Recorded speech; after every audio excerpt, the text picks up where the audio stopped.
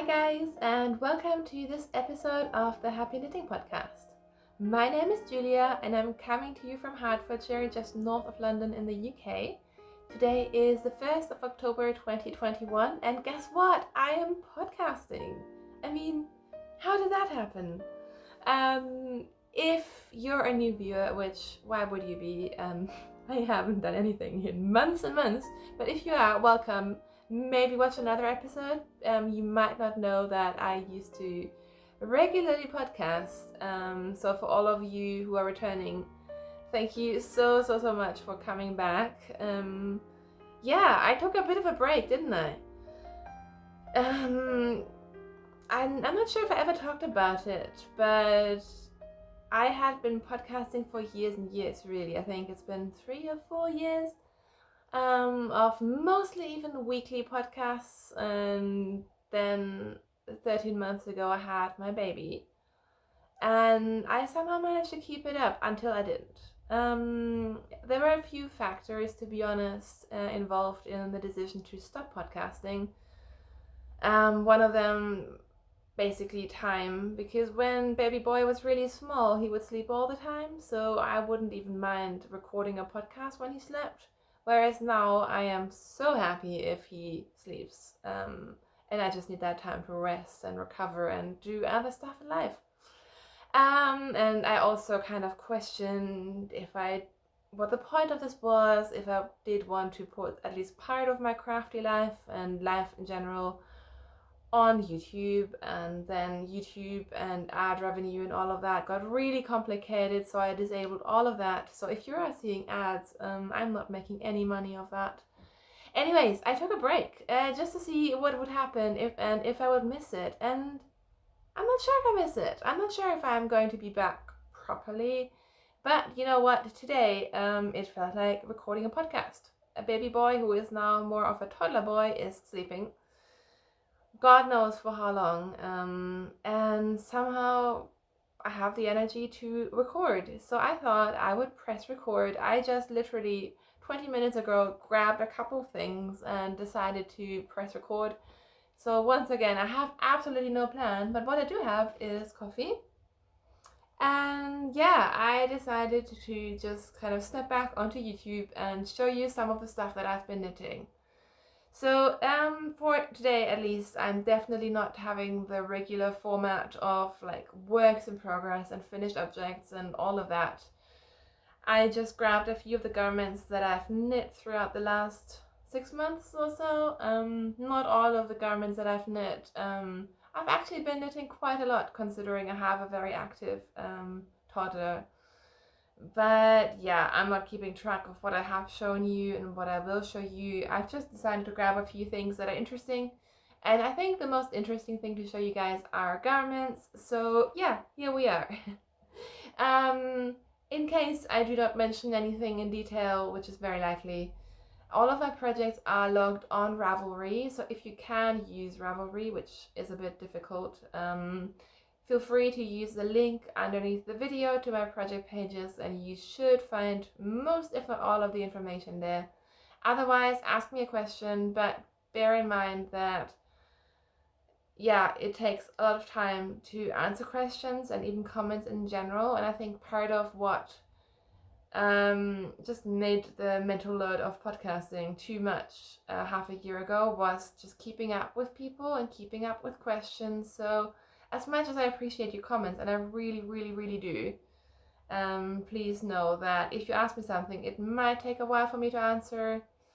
And if I do not reply to your comment, I do appreciate it. It is really just a matter of how much screen time do I want to have in my life anyways, and if I have like a 5 spare minutes, do I want to spend them on YouTube replying to comments, or do I rather want to do something else? Anyways, I should talk about some knitting, right? So, what am I wearing? I am wearing the Fern Sweater, which also has a Danish name, I think. This is a pattern by Knitting for Olive, which you may know.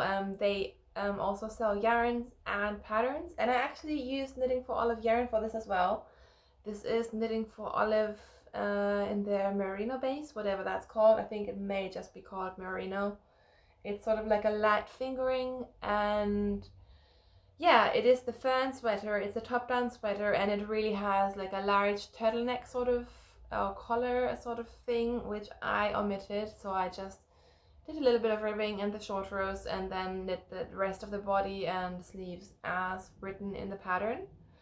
I will say that I have mixed feelings about the pattern, which was kind of, I guess, written in the Scandinavian style where you don't get that much information, which is fine. What annoyed me a bit was the fact that they stated the gauge wrong. So they stated the gauge on Ravelry in stockinette, which is what I based everything on. But then in the pattern, they actually stated the gauge differently. So this whole sweater was a bit of a guessing game, but it turned out fine. I do like it. It's a nice sort of light sweater. And I also like the yarn. I know there's quite a bit of hype around Knitting for Olive, which I don't understand 100%, but that might also be to do with the fact that I had some not so great experiences with their customer service, which doesn't necessarily reflect on the yarn at all.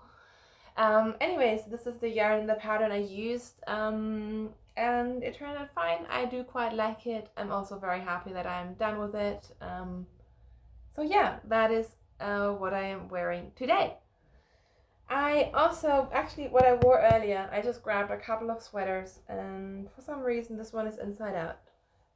Professional podcaster right here. This is a sweater that I knit and absolutely love. I bought myself yarn for my birthday because that's what you do. And I just basically bought myself a cone of JC Rennie yarn. They're super soft, I think, which is very similar to Holst yarn and all of that sort of yarn. But I think out of all the sort of Holst type yarns, there's Holst yarn, there's, what else is there? There's a couple of different places where you can get very similar types of yarn, and they are milled and made very similarly. But I think this is my favorite. It comes all greasy and thin and kind of, I mean, it is nice to work with, but it's not super nice to work with. And then you wash it and it just blooms. And I have no idea how well this is showing up because it is a charcoal sweater. But I knit the Anchor sweater by Petite knits. She has a couple of different versions of this sweater. I think I use the DK weight pattern, even though this is a fine fingering weight yarn, because I basically just needed something to go with my gauge, and this worked pretty well. And I love this sweater. I knit this during the Euro Cup, whatever you want to call it, the soccer. And I just sped through the sweater and finished it while we were on holiday in July in Hastings. Sorry for shaking the camera. The colorway is Smolder, and I'm not sure if you can see, but it's got lots of different flecks in the gray, which is really beautiful. And this is just like a staple sweater. I wear this all the time. It is super comfy and easy, and yeah, I love it. I think I'm definitely going to knit more with this yarn. I have some more in my stash. And I also think, even though Petite knits isn't great on size inclusivity and all of that, there are definitely some problems with that. I do think I'm going to knit more of these Anchor sweaters because they're just so simple and really fun. It's essentially a rib yoke, so you need to be okay with knitting some ribbing. But if you are, I mean, I didn't even change needle sizes. I just knit the whole thing on one needle, and it was super simple, super enjoyable. And yeah, that is my Anchor sweater by Petite knits. Next up is a sweater that I only wore for the first time, I think, yesterday, but I finished it a while ago. This is the Sparky sweater by Andrea Mowry, who is Drea Renee Knits. I bought a couple of her patterns when she had, I think she had a birthday sale or something, and honestly, if you've been watching my podcast, you probably know this, but I just basically love whatever she comes up with lately. Like, basically the last 2 years of sweaters that she's designed, I just love, and I've been knitting a ton of her patterns. By the way, I'm not paid to say this. It's just sometimes, when you find a designer and you like the way they write their patterns, you like their sizing, you like the aesthetic, it just works for me. So yeah, I've been knitting a lot of Andrea Mowry patterns, which you may see throughout this episode as well. So yeah, I bought a couple of her patterns and I decided to knit the Sparky, which this is, most of the yarns that I've been using for all of my projects has been stash yarns. So the original is knit with the contrast color using, I think, Spin Cycle or something like that, like one of those sort of yarns that look like hand spun and they marl and change colors. And I've kind of done the opposite because I was working with stash, so I used a solid color for the contrast. I just had a cone or a leftover cone of grey Jameson and Smith Shetland 2-ply jumper weight, which you may remember I knit a colorwork sweater with a grey base that I made up myself throughout, I think, December and January. So you may remember that sweater. It was very colorful, but it had a grey as a sort of background color. So yeah, it's just a never-ending cone of grey. So I used that, and then for the background, I used part of a fade set. So when I was in Oslo for the Oslo Knitting Festival 2019, I got this massive fade set. I think it was 500 or 600 gram skeins of Norwegian yarn by Nina Petrina. And she, I think, dyed this on her either Sølje or Vilje base.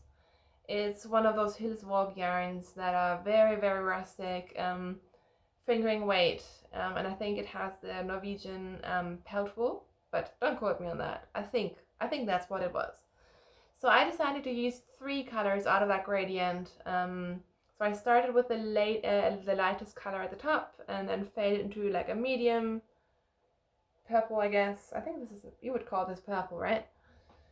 And then ended on the darkest color. So it's subtle, but you can hopefully see the difference. And essentially it took a while to knit, but it was also really fun because you have this sort of, I guess, standard colorwork motif at the top, but then you have this kind of fleece stitch throughout the entire sweater, which, yeah, it does take a while, but it's also very, very intuitive, so you don't need to look at the pattern, and I quite like colorwork. And yeah, so I bought this for the first time yesterday or the day before because it's been getting quite cold around here. And we live in a Victorian house, which is pretty much not insulated and very cold. And this is lovely because of the all over colorwork. Essentially, it is just so warm and cozy. It's basically like a double layer of yarn. And yeah, so I've been wearing this and been really enjoying it. And yeah, this is definitely not for the faint-hearted in terms of how, I don't want to say it's rough, but this is not a soft yarn, especially the Norwegian yarn that I use. But if you don't mind, this is actually very squishy and warm, and it just traps the air, and it's lovely. So yeah, very happy about that one. And maybe staying on the topic of Andrea Mowry, you may remember I knit myself a stripes sweater.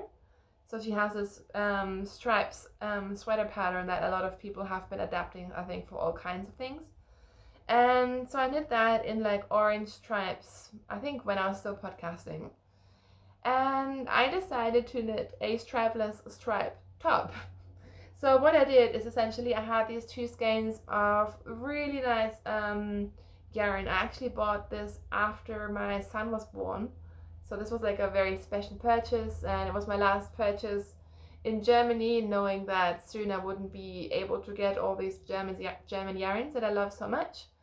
So this yarn is by Das Mondschaf in her single space, which I believe is called Aurora.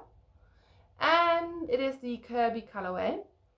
And I first started to knit the Ziggy shawl by Joji Locatelli out of it, and that was my second time attempting that shawl, but somehow I always rip it out, even though it is lovely. Don't know why.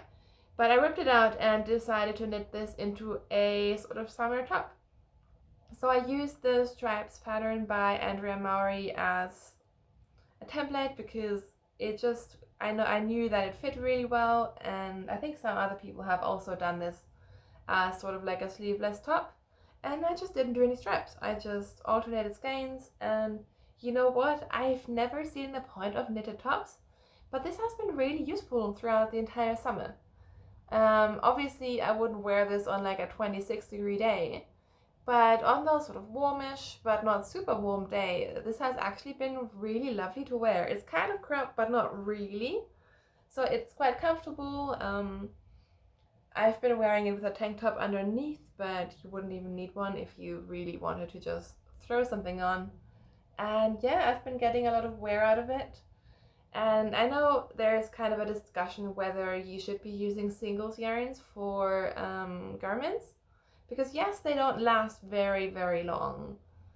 And I wouldn't like do a massive colorwork project with a singles yarn, but then I also wouldn't do a colorwork project with superwash yarn anyways.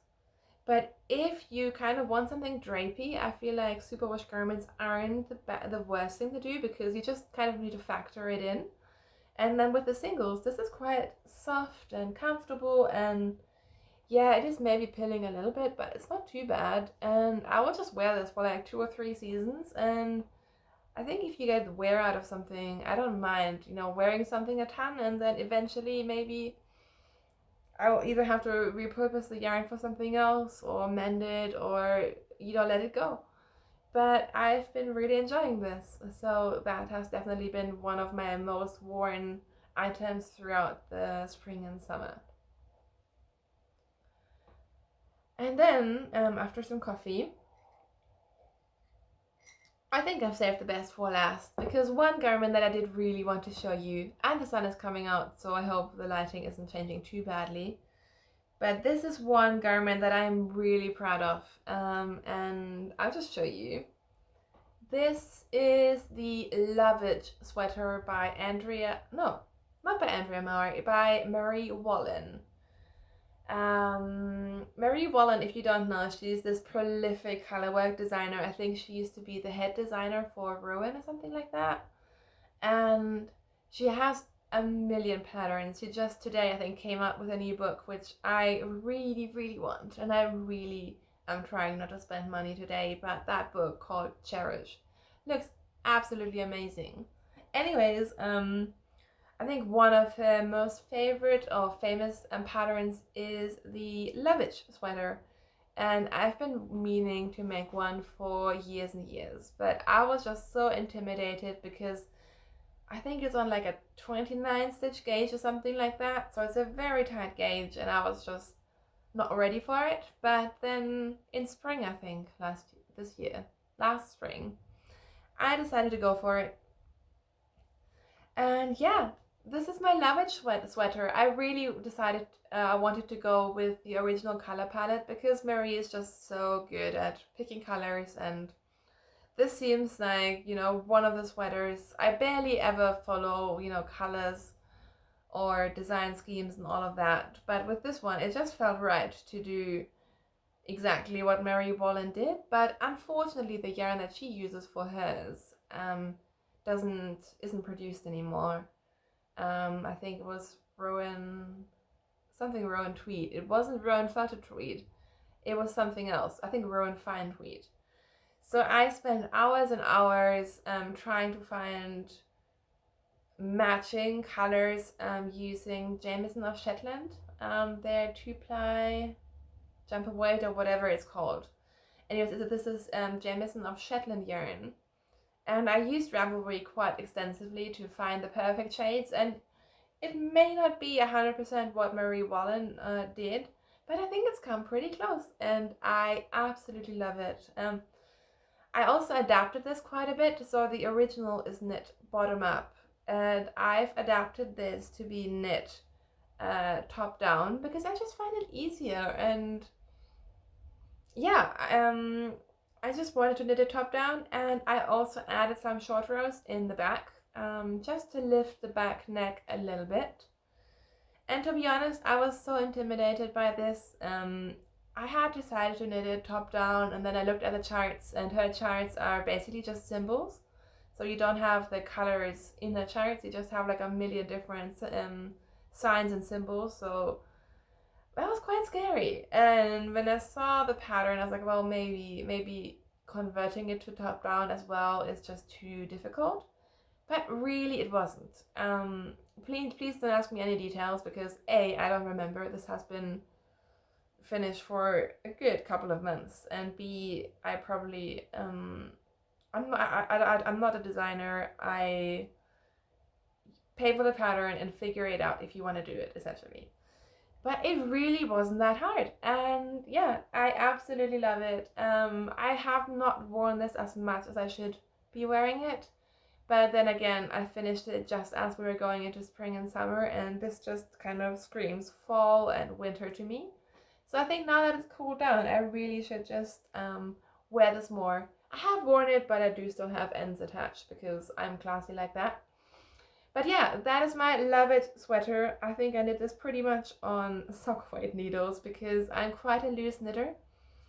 I also did a very long ribbed hem, and I think it suits this sweater so well. I generally love long ribbing. I tend to do very long ribbing on my sleeves, and I just think it looks really good, even though it is a bit of a pain to do. But yeah, I just think this sweater has turned out so well, and I know I'm just webbing stuff around in your face. But yeah, I'm really proud of that. So that has been my last garment that I've decided to show you guys today. The last thing that I want to show you before I stop talking about knitting is just a little swatch that I've made. This is a swatch for another Andrea Mowry sweater because I just can't stop knitting them. I'm planning to make the Douglas cardi, which is a very sort of oversized striped cardigan. It looks very relaxing and very comfortable. And I really wanted to use the original yarn, which is Tukubo DK. But I have been trying to knit from stash as much as possible this year. I've made some exceptions, like for example buying the specific yarn for the Lovage sweater, but generally I'm trying to stash down. I've donated some yarn, I've gifted some yarn, I should do a de-stash.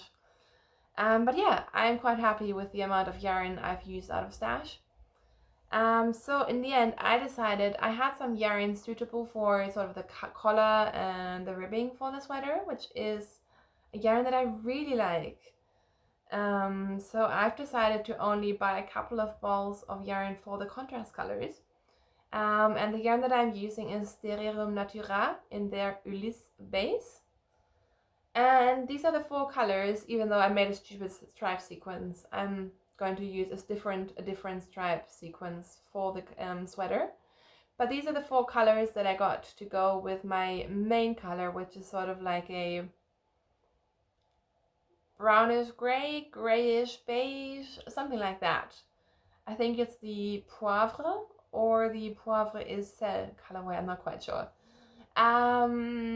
So yeah, I've just made a swatch and I actually cast on for the sweater yesterday, but I've literally done 2 rows of ribbing, so it is not very interesting. But yeah, I got the yarn, and whenever you order colors, especially for like stripes and color work and all of that online, it can be a bit of a gamble, and I received the contrast colors and suddenly I wasn't sure anymore.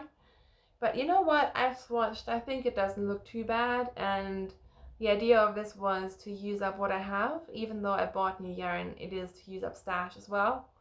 So I'm not gonna go buy more yarn and spend more money on shipping and have more stuff that needs to be shipped around the country. So I'm just going to use what I have, and I think it'll be nice, and it's going to be a bit of a cozy sweater anyways that I'd probably not wear out on fancy occasions. So yeah, that is the plan for now. Oh, I should also show you, I'm also of course knitting another sweater because why wouldn't I need more garments? And this is also a stash project. One sweater that I wanted to knit as soon as I saw it on the Les Garçons podcast with Max and Vincent is the Hide and Peak sweater, which is a design by Max the Knitter. And this is it. It took quite a while from when they first showed it, and I think it was then testing and all of that until it came out. And I immediately bought it because I love the design. The thing is that I think it's knit in a sport weight, and again, I wanted to knit from stash, and I don't have any sport weight in stash. But in the end, I managed to actually find the perfect color combination in my stash. Except this is light fingering weight yarn. This is Cascade 220 fingering. It's a non-superwash yarn, and I really like it. It's really beautiful. So I did some swatching, and I am knitting the 4th size, which with my gauge not matching should give me a pretty good fit. Somewhere between like size 2 and size 3. Not that it matters. So yeah, I've knit the colorwork and absolutely loved it. I've gotten a few questions of people asking if this is a good sweater to knit, and I would say yes, absolutely, if you don't mind catching your floats, because you need to catch a lot of floats, and I don't mind at all. I found a technique that works for me, so I don't mind, but just keep it in mind because there's a lot of floats that you need to catch, and I caught my floats every 3 stitches, and I think it turned out okay.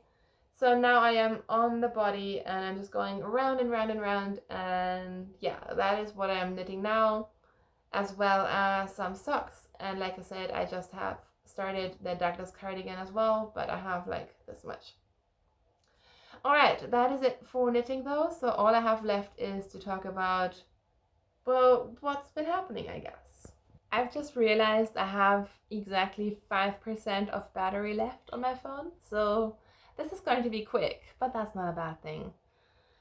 Like I said, I took a long break for no specific reason really, except that life is busy, and you know what? Parenting is exhausting. I'm not saying this to complain, I'm just stating the facts. And we had a very, very early walker. My son walked at 9 months, and basically all hell broke loose ever since.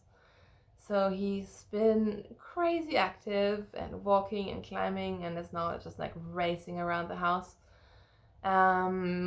Like I said, we live in a Victorian house that you can baby proof, but only to a certain extent. So it's been interesting.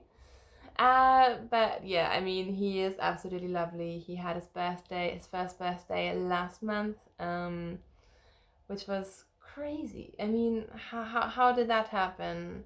I just finished knitting some pants for him, and they're massive, and I still can't believe that my tiny baby has turned into this really massive little human being.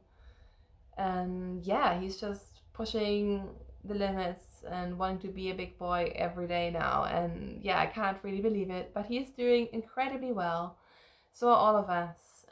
We had some lovely visitors over the summer, which was great. I mean, with everything going on, it's been such a long time. I think we went almost a year, just the 2 of us and our baby boy living here with no family, no support, no nothing really, which has been challenging, to be honest, and still is. But so it was extra special when we had family come over, and finally, you know, being able to show everyone where we live and our house and all of that. And yeah, now we're back into autumn and just trying to find a new routine, and like just, you know, our routine changes all the time, but I think we have settled down quite a bit. It's been almost a year since we moved. And yeah, I'm just trying to find a way to still be creative and knit as much as I possibly can, which sometimes it's a lot, sometimes it's not. You may remember my craft room, which is also our front room. We just got heating for that, so now I actually have somewhere to sit and knit when Kai takes the baby or I have some time somehow. And it's nice and warm and cozy, so I hope to be able to do some spinning there as well. I recently got back my e-spinner, which was in quarantine essentially in Germany, but now it is back with me, so that's lovely. So I think I'm going to leave you with that. Thank you so much for watching today. I think I might be back. I mean, I'm not promising anything. I have no idea what the format of this might be in the future, but I'm here now, and if you do want to follow me along and see ridiculous amounts of stories, follow me on Instagram as TheHappyKnittingPodcast. I will see you very soon. Thank you for stopping by. Have a great day. Have a great week. Happy knitting. Bye!